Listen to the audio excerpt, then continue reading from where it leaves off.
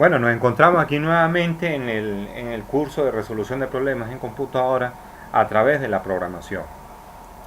Dese en cuenta que nosotros al plasmar los códigos en el lenguaje de Turbo Pascal, ya hemos llegado hasta el paso número 4 de esta metodología que yo les propuse a ustedes como un paso previo para la resolución de problemas por computadora. Hemos hecho ya el análisis, diseño del programa, enmarcado en lo que está en lo que es el algoritmo, la codificación, que son de alguna manera tipear las instrucciones en las reglas de sintaxis del Turbo Pascal, compilación, verificación para ver si tenemos algún tipo de error. En este caso los errores son errores lógicos o errores de ejecución. Estos errores de ejecución son aquellos que la computadora entiende pero simplemente no puede ejecutar. Por lo menos si yo digo a Z le asigno 1 sobre X y a X le asigno 0, el computador la entiende perfectamente pero no la puede ejecutar simplemente porque la división entre 0 no está definida. Y el último paso se encuentra referido a lo que es la documentación. La documentación es muy importante en la elaboración de un software porque nos permite de alguna manera sentar las bases conceptuales plasmadas en una especie de mantenimiento de código, de manera que cualquier persona que quiera introducirse en el programa para actualizar o para corregir posibles errores, ya de alguna manera tenga algún aspecto de documentación conceptual de qué es lo que hace cada parte del programa. Y la otra parte de la documentación se encuentra referida a lo que son la elaboración de los manuales del usuario, que permiten o proveen instrucciones de cómo se ejecuta o cómo se puede manipular cierto programa. Bueno, una vez definida los 6 pasos de la metodología para la resolución de problemas, veamos ahora el otro grupo de estructuras que nosotros podemos o que nosotros nos encontramos en la elaboración de un software. Estas estructuras son llamadas estructuras selectivas. Y dentro de estas estructuras selectivas tenemos estructuras simples, dobles y múltiples.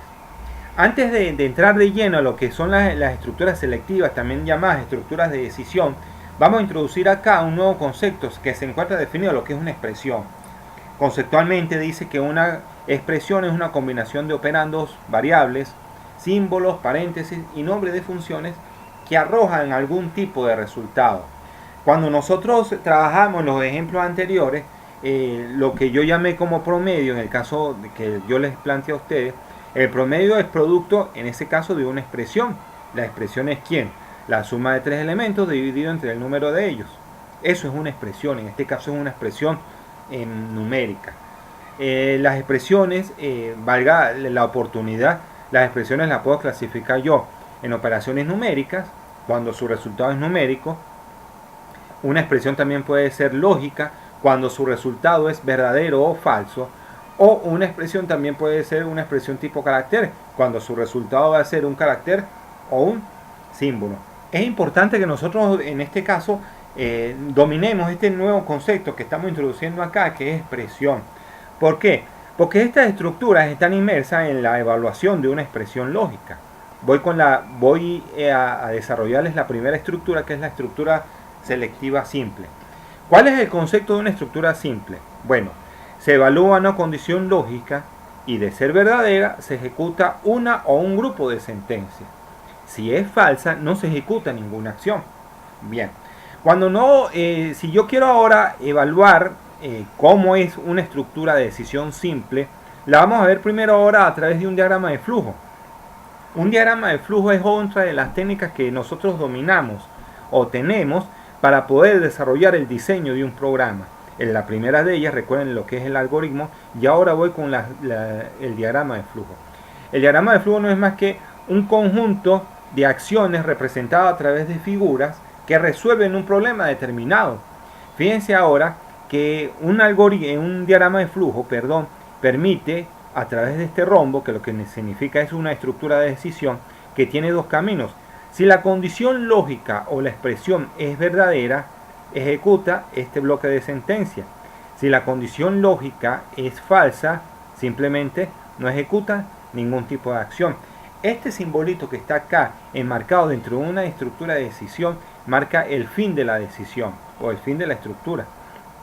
Fíjense que si yo estoy evaluando un diagrama de flujo, viene en este sentido, el sentido de la flecha, evalúa la condición lógica, si es verdadera hace esta sentencia y si es falsa no se ejecuta ninguna acción.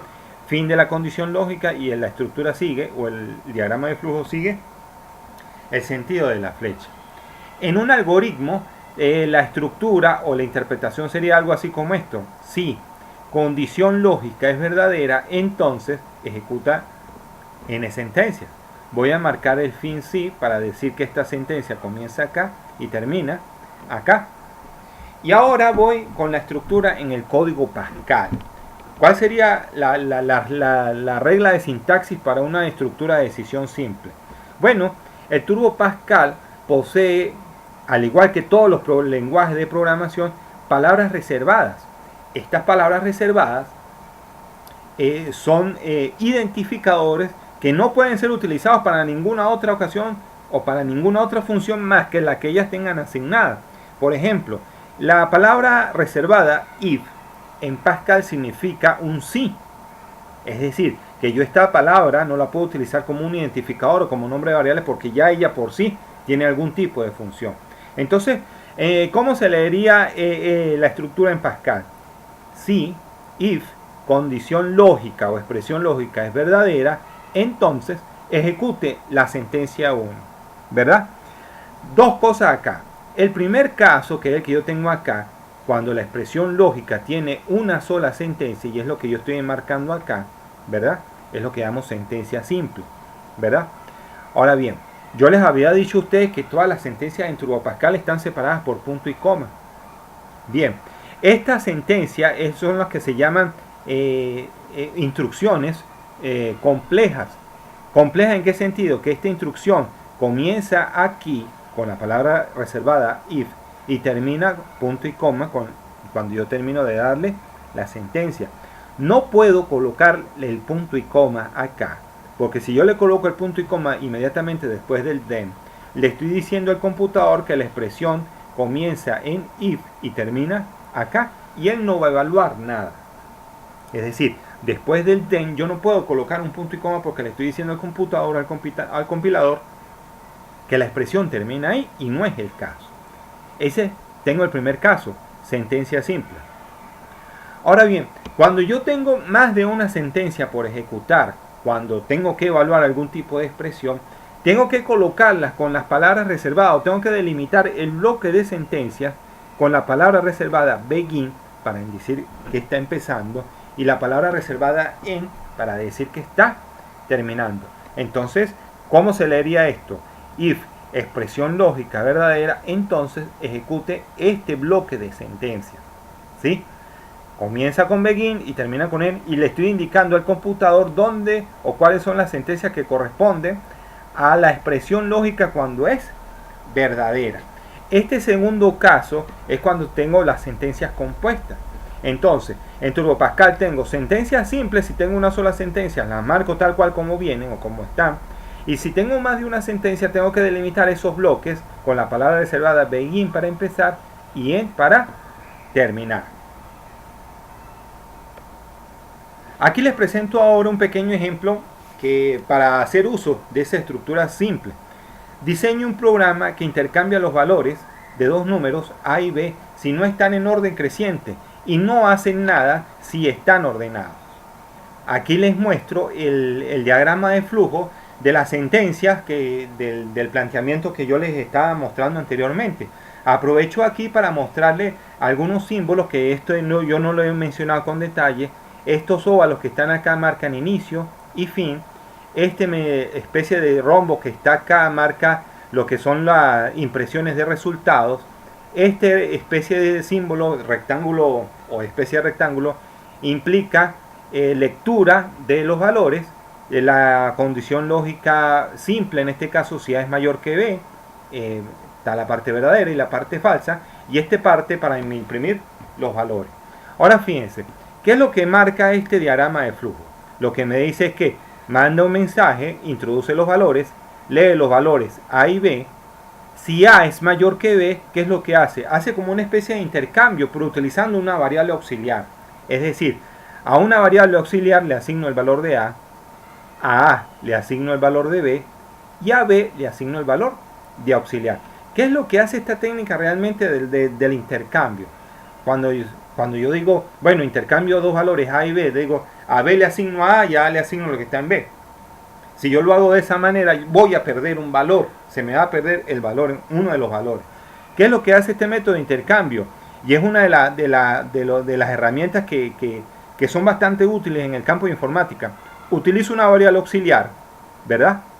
A A le asigno el valor de B y a B le voy a asignar el valor del auxiliar. Es decir, utilizo una variable auxiliar para hacer como una especie de intercambio. Cuando yo hago esto a través de una variable auxiliar, ¿sí? Ya independientemente de todos los casos que yo vaya a abordar, si A es mayor que B o B es mayor que A, siempre voy a imprimir los valores en forma descendente, y es lo que se quiere, en este ascendente, perdón. Si A es mayor que B, hace el intercambio, y si no es el caso, simplemente sale de la estructura, no hace nada y se viene a imprimir los valores A y B. En el próximo video les mostraré la codificación directa de este planteamiento que yo tengo acá. Saludos.